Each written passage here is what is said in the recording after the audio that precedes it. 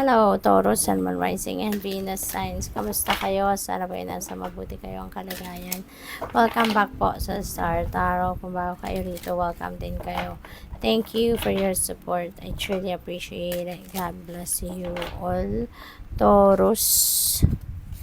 Pauna mensahe ninyo, the inner voice. Ayan. Thank you, angels, for guiding me through my inner voice. Ayan. So, siguro, no, parang nararamdaman ninyo na parang may bumubulong sa inyo, no? And that could be the divine guidance, no, para sa iyo. Yung bang, kasi yung divine guidance na yan, yung intuitive messages na yan, that comes in a very subtle way. Napakahina, napakabagal, na parang hindi mo nga maririnig, no? Or parang hindi mo nga mapapansin. Kaya kung like kunyari, like may iniisip, busy yung isip mo, no? Tumatakbo ng 1,000 RPM, hindi mo yan maririnig na mga intuitive messages na pinapadala sa inyo.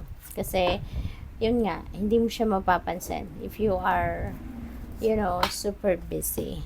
So, what else? We have loved one in heaven. Thank you, loved ones in heaven, for drawing close at this time. Okay? So, siguro ang iba sa inyo dito, meron kayong mahal sa buhay na nagpaparamdam sa inyo. Okay? Maaaring merong, alam mo yun, may mga ano yan eh, baka merong mga, sila yung bumubulong sa'yo, parang ganon. Or baka meron kang, kunyari, naaamoy na paborito nilang pabango, naaamoy mo yon, yung mga ganun. Or maybe nakikita mo sila, no? Pwedeng ganun ang ganap. And, your loved one is saying hi to you. Diba? Kasi maaaring lagi mo silang kinakausap or baka nag-worry ka sa kanila, kaya gusto nilang mag-communicate sa'yo, no? Para lang na makapagparating sila ng mensahe para sa iyo na they're okay, they're in good hands. We have take a step back.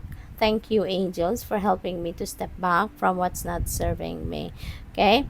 Maaari ng iba sa inyo dito, Aquarius is umaatras, no? Or paatras, diba? Kailangan gawin ninyo yon in order for you to give yourself space, no?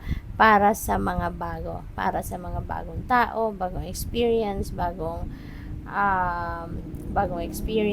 bagong bagay, bagong sitwasyon, para na ang tawag dito, para na makapag-welcome ka, no, ng kung ano man ang bago at maisantabi mo na or maalis mo na sa buhay mo kung ano man ang hindi na nagsiserve ng best interest ninyo. Okay? So, what else? We have signs from heaven. Thank you, heaven, for sending me reminders of your presence. Ayan. So, siguro may mga iba't ibang signs, symbols, and synchronicities na pinapadala sa inyo in divine universe and the rest of your spirit team. And that is to guide you, no? Kung paano ninyo inanavigate ang inyong sitwasyon sa ngayon. Possible din kasi na yan ang mga sagot sa inyo, no? Sa inyong mga dasal. Maaring you are praying, no? Maybe you are praying for something, no? Possible din, Taurus, na ang iba sa inyo rito is really in need of help, no? Really in need of guidance. Kaya pinapadalahan kayo ng mga signs, symbols, and synchronicities. So, tignan natin kung ano pa ang mga messages for you for today.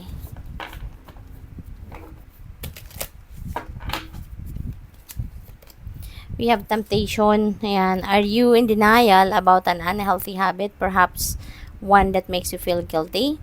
This fairy says you have the power to overcome temptation, whatever it's, guys. Okay? Kaya, ayun, no, baka meron dito mga temptation na sumulpot sa inyo at titestingin dito kung gaano kayo katatag, gaano kayo katibay, no, ka-committed sa inyong pangako sa sarili ninyo na hindi na kayo matitempt, no, sa kung anumang bagay itong pinangako ninyo sa inyong sarili. Okay?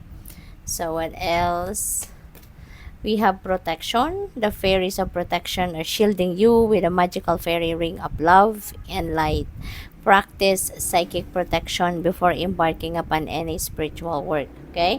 So, yun. Kailangan ninyo na i-shield muna ninyo yung inyong sarili with psychic protection. Kung ano man ang ginagawa ninyo to protect yourselves energetically. So, gawin nyo muna yan before you start any of your spiritual work. Okay? para makakasiguro kayo na walang negativity or walang negative energy na iistorbo sa'yo, negative entity na lalapit, no? So, celebration, get ready to let your hair down and celebrate. It's time to go out to dance and play. An invitation could be on the way. Ayan. So, maging handa na kayo, no, na makipag-celebrate. Kasi baka kayo ay merong mga okasyon na isa-celebrate, maaring personal na ano ninyo, okasyon ninyo to, or pwede rin na sa mga anak ninyo, or sa pamilya ninyo, yung mga ganun ba? Or pwede rin na kayo ay maiimbitahan, no? Pwedeng hindi kayo mismo yung mag-host ng celebration na to, pwedeng you will be invited, no? So, have fun, okay? What else? We have magical blessings. Ayan. Whatever you're going through, you're being assisted by magical fairy blessings. The fairies say you can bless others too.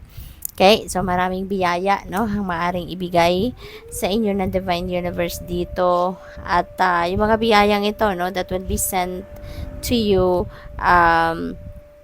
in abundance. Okay, that will be sent to you in abundance para na hindi lang para sa sarili ninyo, hindi lang na ma-enjoy ninyo yung abundance and prosperity sa buhay ninyo, but also you can share that abundance and that blessings with other people as well. So, good luck. Thank you for watching. Love and light. Namaste.